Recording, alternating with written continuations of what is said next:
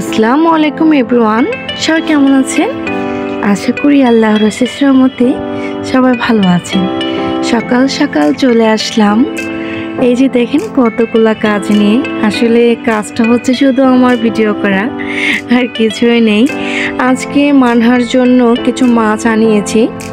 বাসার মাছ তো সবসময় আনা হয়, বাট আমি মানহার জন্য একটু আলাদাভাবে মাছটা নিয়ে আসি। একটু তাজা তাজা অল্প নিয়ে আসি, শেষ হওয়ার পরে আবার নিয়ে আসি। এই যে দেখেন কি সুন্দর, কত বড় বড় সাইজের একদম শিং মাছগুলো ছিল। আর এটা হচ্ছে প্রায় 1.5 কেজি ওজনের একটা তেলাপিয়া। ইদারিং মান্নাহা এই মাছটা খেতে খুবই পছন্দ করে, তাই অল্প স্বল্প করে নিয়ে এসেছি। আর যেহেতু আমি মাছ সেরকমভাবে কাটতে পারি না, আর কাটলেও আমার বাবা আমাকে কাটতে দেন না, কারণ আমার বাবা সবসময় আমাকে মাছগুলোটি গুছিয়ে দেন সবসময়। আপনারা হয়তো মনে করতে পারেন বাবা কিভাবে করে দেয়। আমার ছোটোবেলা থেকে সমস্ত যে কাজগুলো আছে সবসময় বাবা করে দিত। আমার শু, আমার ড্রেস সব কিছুই আমার বাবা আমাকে গুছিয়ে দেয়। এটা আসলে আমার বাবা ছোটোবেলা থেকে করে আসতেছে। এখনও পর্যন্ত যখন আমার কোনো কাজ থাকে, আমার বাবা নিজের মনের খুশিতে সব কিছু আমাকে গুছিয়ে দেয়। বাবা বলছিল, তুমি বসো, আমি তোমাকে এগুলো কেটে দিচ্ছি, যেহেতু এগুলো কাটা অনেক বড় বড় ছিল। আর বাসায় নিয়ে এসেছি, কেটে নিয়ে আসতে পারতো, বাট মানহাকে দেখানোর জন্য সে অনেক পছন্দ করে, এর জন্য। এই যে দেখেন আমার বাবার মাছ কাটার টেকনিকটা কত সুন্দর। এগুলা কিন্তু অনেক বড় বড় শক্ত কাটা, এভাবে করলে হয়তো বা ইজি লাগে, তাই সে আজকে এইভাবে করছে। আসলে বাবা মা বেঁচে থাকলে যে সুবিধাগুলো পাওয়া যায় সেটা আজকে আপনাদেরকে দেখানোর চেষ্টা করেছি। এই যে দেখেন কি সুন্দর করে মাছগুলো কাটতেছে, এগুলা কিন্তু আমার পক্ষে কখনো সম্ভব না। আর এই যে দেখেন কীরকম প্রতারণার শিকার হয়েছি আমরা।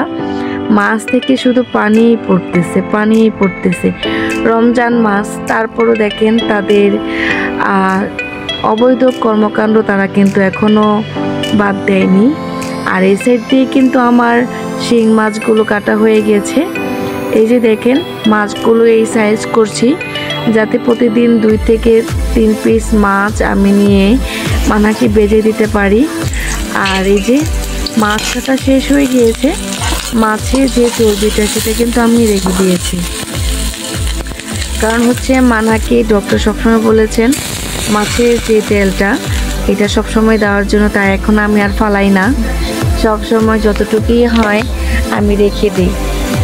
তাজা তাজা মানহার জন্য একটু মাছ বোনা করে নিচ্ছি, তাকে দুপুরে খাবার খাওয়ানোর জন্য। যেহেতু আমরা সবাই রোজা, তার জন্য তো মাঝে মধ্যে একটু রান্না করা হয়। আর সচরাচর এখন আমার ব্লগে রান্নার ভিডিওগুলো কমই দেখতে পাবেন, কারণ এখন আমি একটু ব্যস্ত। আর যেহেতু এখন রান্নার ভিডিওটা রাত্রি হয়, মাঝে মাঝে করা হয়, মাঝে মধ্যে করা হয় না, তাই আজকে অনেক দিন পর আমি রান্না করে চলে এসেছি। মানহার জন্য একটু মাছ বোনা করব। এই যে দেখেন, এই যে মাছের এই তেলটা আমি কিন্তু দিয়ে দিচ্ছি। এর জন্য কিন্তু আমি মশলা কষানোর সময় তেলটা একটু কম দিয়েছি, কারণ হচ্ছে এই থেকে কিন্তু অনেকটা তেল বের হবে। আমি চেষ্টা করি এখন মানাকে এই তেলটা খাওয়ানোর জন্য। ডাক্তার যখন বলেছে এটা ভালো, অবশ্যই ভালো। আর প্রাণীজ তেল এটা শরীরের জন্য খুবই উপকার। আর আজকে আমি ভাজাভাজির অপশন ছাড়াই যে এইভাবে রান্না করে নিচ্ছি শর্টকাটে। আর মানহা এইভাবে অনেক পছন্দ করে, বেজে নিলে তেমন খেতে চায় না, শুধু মাছ ভাজাটা সে পছন্দ করে। রান্না করা মাছ এইভাবে দিলে সে অনেকটাই পছন্দ করে খায়। এই যে আমি এখন একটু ঝোল দিয়ে দিচ্ছি। কষানো মাছের মজা কিন্তু আসলে অন্যরকম, সেটা এইভাবে রান্না করে আপনারা নিজের বাচ্চা ফ্যামিলিকে খাওয়াতে পারেন, খারাপ লাগে না। আসলে এটার পরপরই ইফতারের আয়োজন, এর জন্য চাচ্ছিলাম তাড়াতাড়ি করে সমস্ত কাজ গুছিয়ে নেই। আমার মাছ কিন্তু বোনা হয়ে গিয়েছে। কালারটা দেখেন, আমি কিন্তু বেশি মশলা ইউজ করি নাই। একটু বাইরে গিয়েছিলাম, এসে যে মানার জন্য একটু মেডিসিন নিয়ে আসলাম, তার সাথে বাসার খেজুরও শেষ হয়ে গিয়েছে। এর জন্য যে এখানে দেখেন দাব্বাস খেজুরটা নিয়েছি, আর কিছু অরেঞ্জ আমি এখানে নিয়েছি।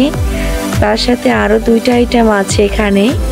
এই যে দেখেন আমি দেখাচ্ছি, মানহা কিন্তু আমাকে অনেক হেল্প করছে। এই যে দেখেন কালমি মরিয়ম, এটা চকলেটি ফ্লেভারে, এই খেজুরটা খেতে খুবই মজাদার।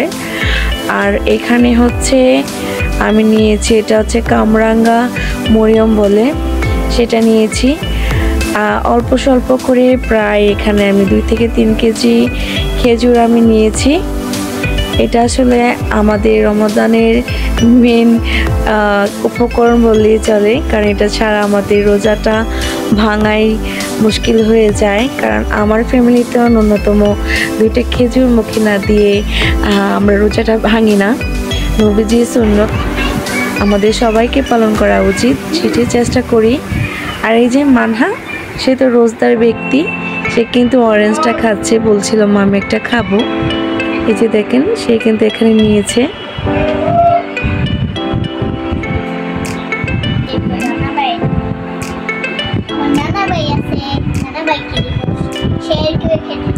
হ্যাঁ, শেয়ার করে খেতে হবে।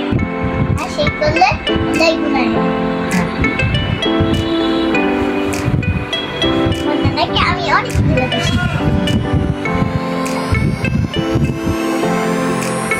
নাকে দিয়ে খাবে। আচ্ছা, আমি নানাকে দিয়েছি তাই। সে কিন্তু কমলাটা অনেক পছন্দ করেছে, কারণ অনেকটাই মিষ্টি ছিল, কারণ আমি ইফতারের পরে খেয়েছিলাম। আসলে এখন তো সিজন শেষ, আর এখনকার কমলাগুলো আসলে অনেক মজাদার। আমাদের ইফতারের সময় হয়ে গিয়েছে। এই যে ইফতারের জন্য আজকে একটু ট্যাং করেছি, তার সাথে আলু, পেঁয়াজি, বেগুনি সব কিছু তো আছেই।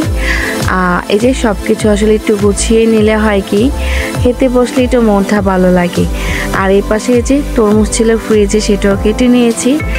আমরা সবাই বসে পড়েছি ফ্লোরে। আসলে মাঝে মধ্যে এতটাই ভালো ফিল হয় যখন ফ্যামিলির প্রত্যেকটা সদস্য আমরা একসাথে বসে ইফতার করি। এই ইফতার টাইমটা আমি আরেকটা ভিডিওতে বলেছি। সত্যি কথা, আমার রোজার ঈদের থেকে এই একটা মাস যে কতটা আনন্দে আমি কাটাই, যা আপনাদেরকে বলেও আমি শেষ করতে পারবো না। আমার তো মনে হয় প্রতিটা রমজান হচ্ছে একটা ঈদ। আর সেটা আসলে আমার নিজস্ব ব্যক্তিগত দিক থেকে বলছি, আমার প্রত্যেকটা রমজান, প্রতিটা দিন আমার ঈদের মতোই লাগে। আর সব সময় আমি রোজা রাখার পর ঈদের সময় একটু অসুস্থ হয়ে যায়, হয়তো এর জন্য আমার ঈদটা ওরকমভাবে কাটানো হয় না। এমনিতে হচ্ছে আমার কোরবানি ঈদটা খুবই ভালো কাটে। আশা করি আজকে ব্লগটি আপনাদের ভালো লেগেছে। ভালো লাগলে অবশ্যই লাইক, কমেন্ট, শেয়ার করে যাবেন।